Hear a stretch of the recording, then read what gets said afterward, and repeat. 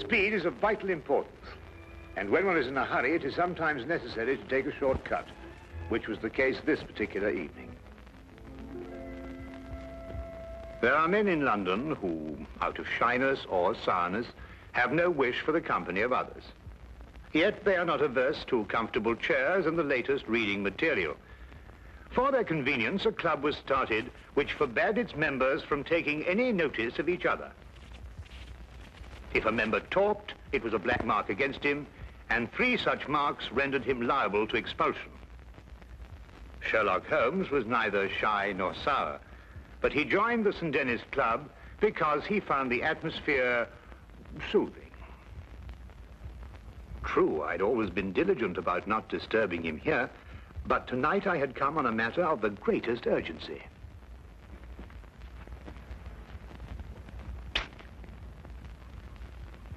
I beg your pardon? Oh, excuse me. I thought you were Sherlock Holmes. That's not the point. You talked. Well, I only went... You went psst, and that's the same thing. Mr. Grundy. Take this gentleman's name. Your name, sir? Watson. Dr. John Watson. But you made a mistake. I'm not a member of your club. Not a member? How did you get in? Well, Brandy? You'll accompany me out, sir. I'm here on very urgent business. Our constitution forbids talk of any kind. Follow me, sir. And I'd like you to understand I'm not the sort of man who enters a club like this uninvited, but the circumstances happen to be extraordinary. Holmes!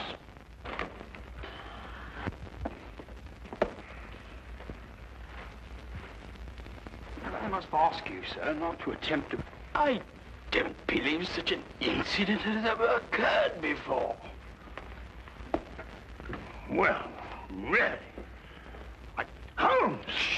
I've never been so humiliated in my life. Why didn't you speak up in there?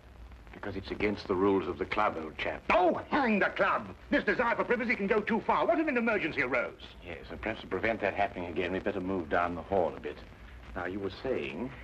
What if an emergency arose? You can speak up now, Watson. What I'm trying to say is, what if an emergency arose and your presence is urgently requested? Nobody can put a hand on you. And I'm here, my dear chap. You just disproved that. Oh, really? I'm only isolated here from triviality. Well, there's nothing trivial about this. There's a man waiting for you back at the flat, a man by the name of Dubec, Claude Dubec. He's had an experience that make your blood run cold. What sort of an experience, Watson? He watched a man being tortured. Tortured? We'll find a cab outside. Yes. Come along, then.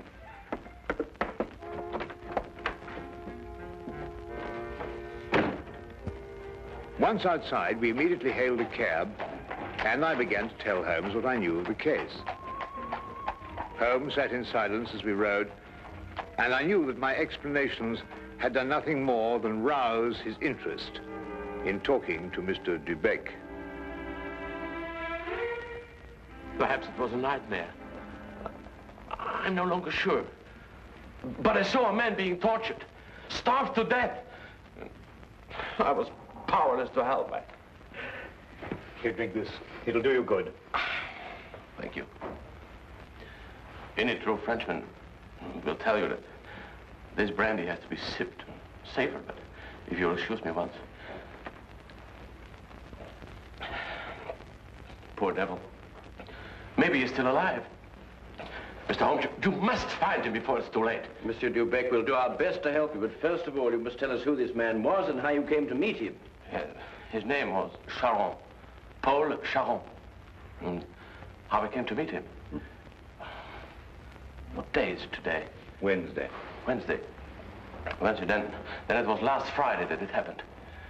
You know, Mr. Holmes, I'm an interpreter. And I interpret nearly all languages. Now, since I'm French by birth, it is with this tongue that I'm principally associated. Now, I'm very well known in hotels, and it occurs frequently that I'm called for at the strangest hours by travelers who get into difficulties. Now, I was not surprised, therefore, when I heard shortly before 11 o'clock at night someone knock at my door.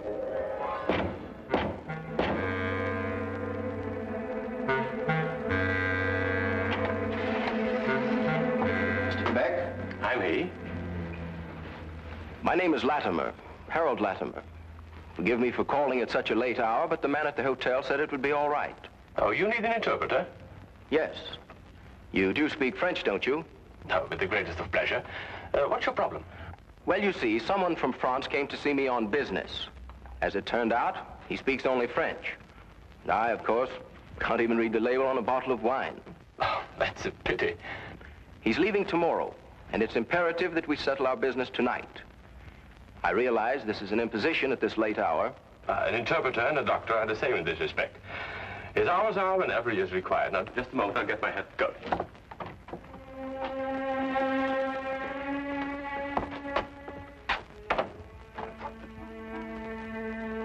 Mr. Latimer had a cab waiting outside. I didn't think to give it more than a passing glance. However, there was a strange atmosphere as I entered. One can sense such things.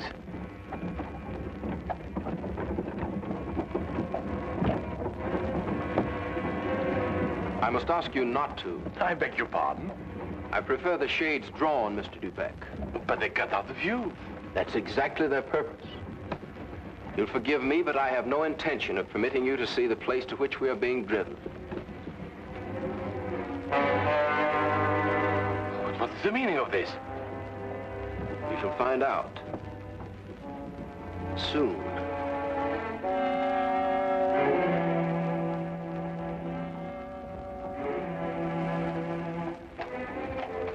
For nearly 2 hours we drove without my having the least idea where we were going. All the time I sat in silence, wondering what on earth could be this man's reason for kidnapping me. Whatever it might be, there was no possible use in my resisting.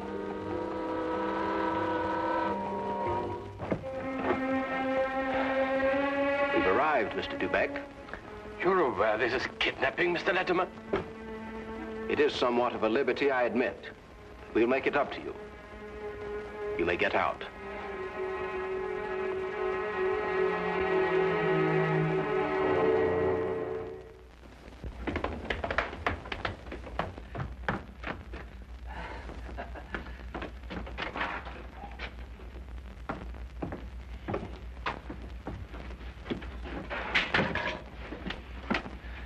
Is this, Mr. Dubeck, Harold? Yes. Well done, well done. No ill feelings, Mr. Dubeck, I hope, but we couldn't get on without you. Now, what do you want of me? Only to ask a few questions of a French gentleman, and let us have the answers. If you deal fair with us, you'll not regret it. But if you try any tricks, you'll wish you hadn't been born. You follow me?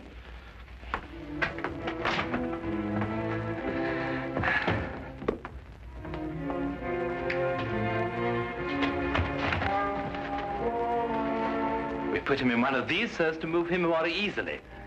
What have you been doing to this poor man? That is no concern of yours.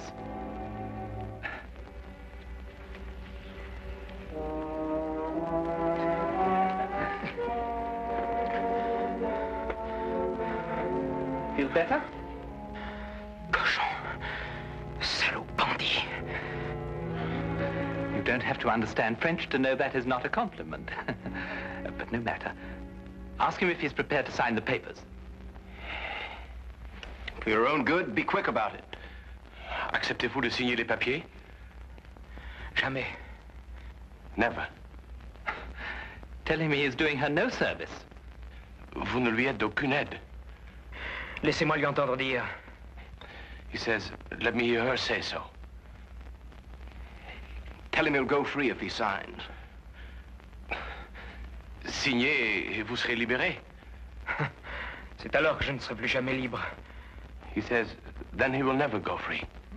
Then he knows what awaits him. Translate that. Vous savez à quelles conséquences vous vous exposez? Peu m'importe. He says he doesn't care. Stop that! It's only the beginning if he persists in being stubborn. Now let us try again and see if we can get better results. I was horrified at having to be a part of an affair like this, and even though I was only the interpreter, I felt guilty at not being able to give him any help. What could I do with Latimer on one side and Judd on the other, giggling with each question? Again and again, I asked him in different ways whether he would give in and sign the document.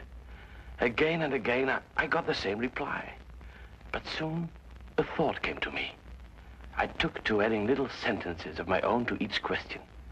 Innocent ones at first, to see if I could get away with it.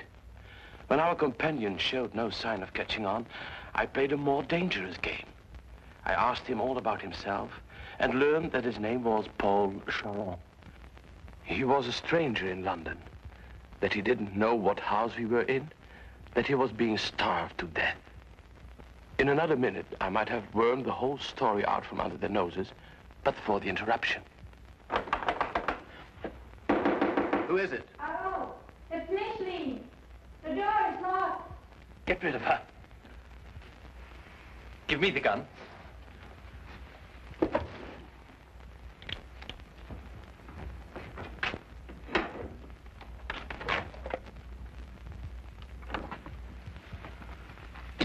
Micheline, dear, I thought you went to bed hours ago. I couldn't sleep at all. I can't think of nothing but Paul. Now, Micheline, there's nothing to worry about. But he should have been here 2 days ago. It isn't like Paul to do something like that. Something must have happened to him. Nonsense. I'll wager anything that he was delayed somewhere on business. Then he would have written to me. If I don't hear from him by tomorrow, I will go to the police. Micheline! Paul! He's in there! Micheline, what's the matter with you? Have you taken leave of your senses? But it was Paul's fault. It was nothing of the kind. But I did, I heard. Would I lie to you? If Paul were in there, wouldn't I tell you? Judd is in there. Judd. That's all. Oh, well, I don't know what's happening to me. Now, darling, it's only a case of nerves. You'll be all right after a good night's rest. But it never happened like that before. You've probably never been under such a stress. But it's foolish. If something happened to Paul, you would have heard about it by now. The fact that you haven't is proof enough that all is well. You're probably right. Of course I am. I'll take you back upstairs.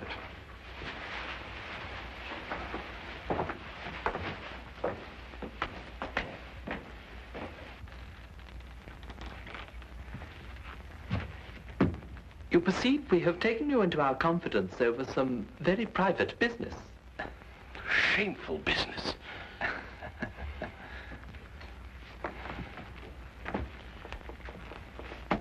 Necessary business. But it would not be to our interest if you spoke to anybody about it. Therefore, I am paying you a fee such as you have never before received in your life. There will be more the next time you come here. Thank you. However, I don't place all my faith in money.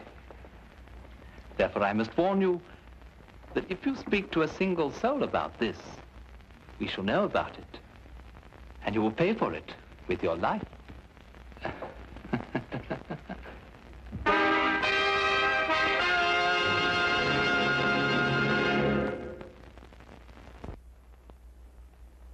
And now we return to the case of the French interpreter. This man, this evil man, escorted me back to the carriage and took his place opposite me. We drove for about half an hour, and the shades were drawn as before. Then we came to a stop, and he ordered me out. I walked for a mile or so, and then I found myself at Wadsworth Common, and there took the train to Victoria Station. I see. And there, I presume, your adventure ended. Yes. Now, I should have gone to the police right away, but I feared for the man's life. Now, Mr. Holmes, someone told me that you worked with a complete discretion. Oh, you can be assured of that. Mr. Holmes, would you please try to find him? I'll try, but you must realize that my success depends almost entirely on your memory. I've told you everything. Only everything you were able to see. I've told you everything. I repeat, Monsieur Dubec, only everything you were able to see. I don't understand. Well, on the way to the house, you saw nothing because the blinds were drawn in the carriage. Uh-huh. But you could still feel and hear, couldn't you? Now, as you were going along, could you tell whether it was a rough or smooth road? Oh, yes, now I know where you're getting at.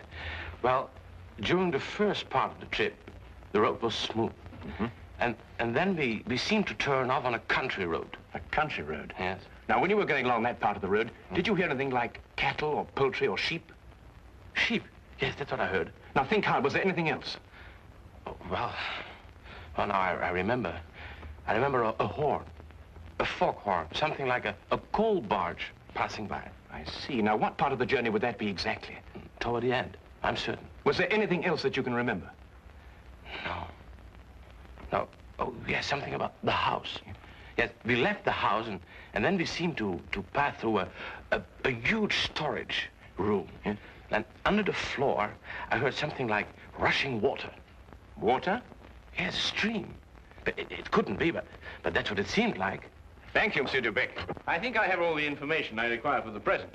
Have you already found out where he is? No, but I have all the facts at my disposal. It's now only a question of time. Please, Mr. Holmes, you don't give my name, because if they ever found out that I've been here... You can depend upon my keeping your confidence, Monsieur Dubec. However, I would urge you still to be on guard. I'll be careful, Mr. Holmes. Good. Thank you. Good night, Mr. Watson. Good night.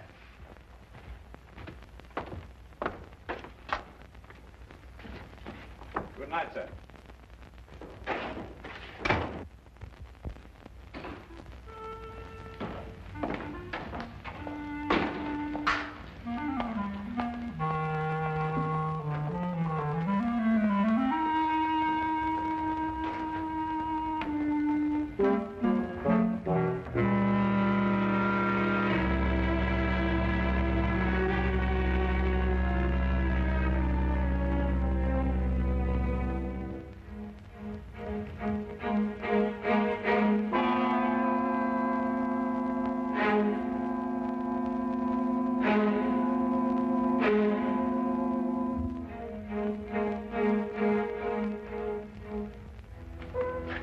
Watson, you were listening to what Dubec had to say. Have you any theories? In a vague sort of way, yes. Well, let's hear it then. Well, now, it seemed to me that this young French girl had been carried off by this English chap, Latimer. Oh, but carried off from where? Well, from Paris, I suppose.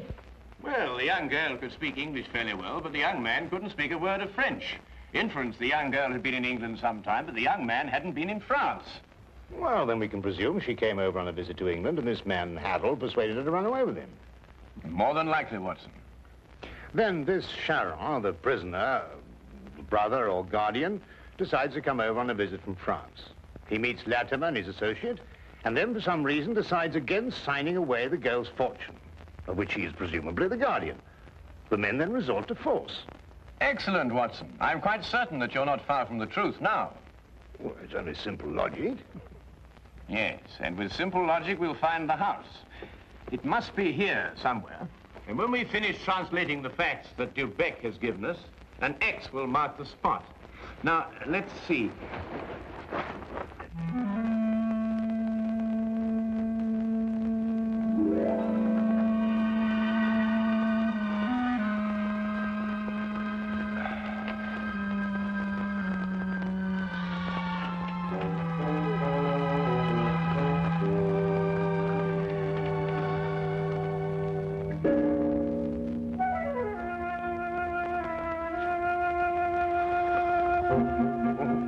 Doctor, I'm sorry to disturb you, Doctor. Would you mind getting your coat? We'll pick up Lestrade on the way. You found it? I believe so.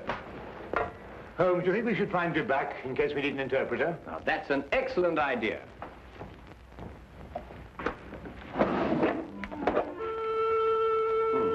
And from what I've heard, I believe these may come in handy. Right.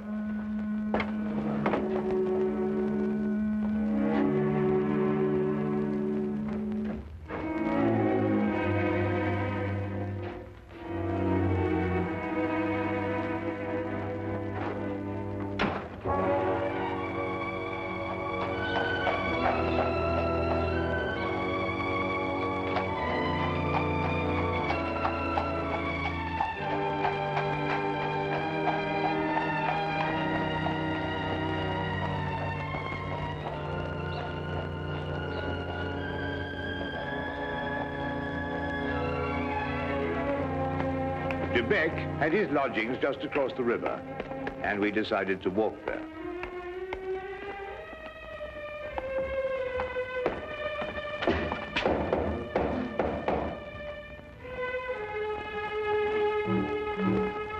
If you're looking for Mr. De Beck, he left about an hour ago. Can you tell us where? Well, I don't know. I only know he drove away with a gentleman in a carriage. Well, did the gentleman leave his name? No, sir. Was he by any chance a rather tall, handsome-looking man? Oh, no, sir. It was a little gentleman with glasses. Did nothing but giggle all the time. Thank you, madam.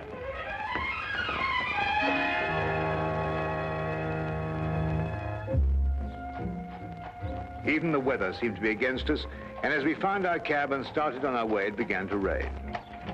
According to Holmes's calculations, we had a considerable way to go, and we had to go fast if we were to be in time. London streets in the rain are a handicap to any carriage, so there's nothing for us to do but hope and wait.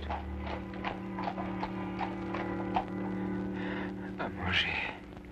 Comme donne à manger. Does he still say no? He asked for food. Have mercy on that poor man. He will be fed the moment he's signed the papers. Tell him that. Signez, mon vieux, et un repas vous sera servi. Je n'en peux plus. Je signerai tout ce qu'on voudra, mais qu'on me donne à manger. He'll sign. At last.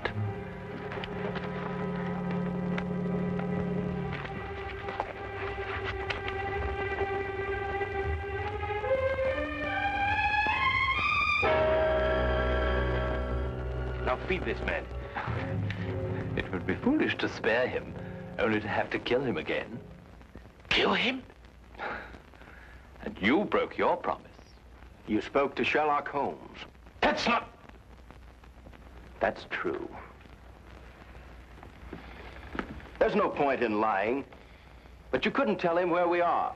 And even the famous Mr. Holmes could never deduce that.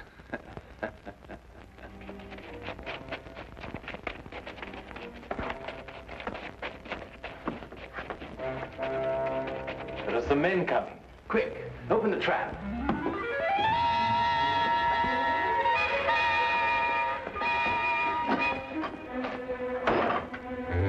All right, you two, down there.